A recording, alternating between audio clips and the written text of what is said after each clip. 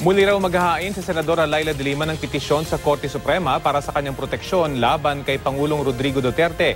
Naniniwala kasi siyang kung may mangyayari sa kanya ay responsable rito ang Pangulo. Balita hatid ni Jamsi Sante.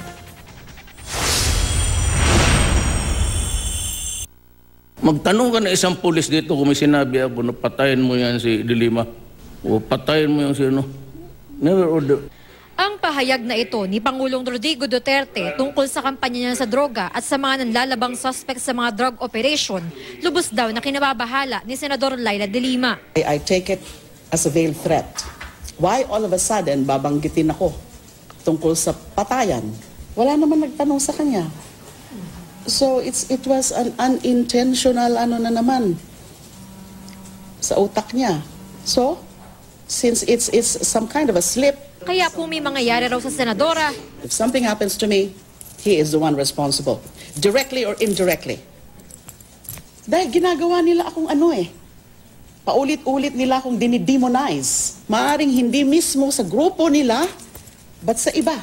Yung mga fanatics, yung mga grupong mga out to try to destabilize the government, to embarrass the president. balak daw ni Senadora Laila de Lima na maghain ng petisyon para sa writ of amparo sa susunod na linggo upang protektahan ang kanyang sarili.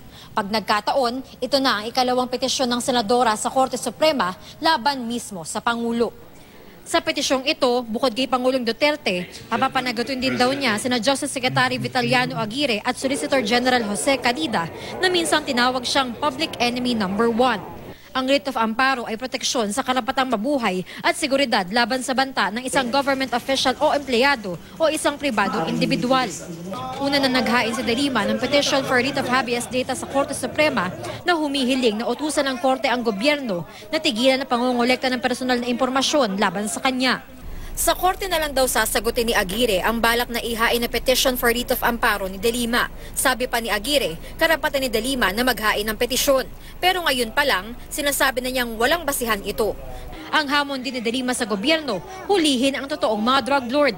Tulad daw ni Peter Lim na idinawit na ng ilang beses bilang big-time drug lord na nagpakita pa kay Pangulong Duterte sa Malacanang at ang umaming drug lord ng Eastern Visayas na si Kerwin Espinosa na nasa Witness Protection Program na. Yung mga tunay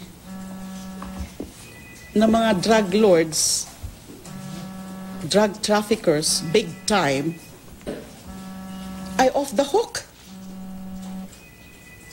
Ako lang ang tinitira nila. Tiniyak na Secretary Aguirre na walang sasantuhin ng Duterte government basta tungkol sa illegal na droga. Aalamin daw niya sa NBI ang update sa investigasyon tungkol kay Peter Lim. Hindi naman, actually, si Peter Lim naman he is not ang tawag dito, is as a sacred cow. Jamsi Sante, GMA News.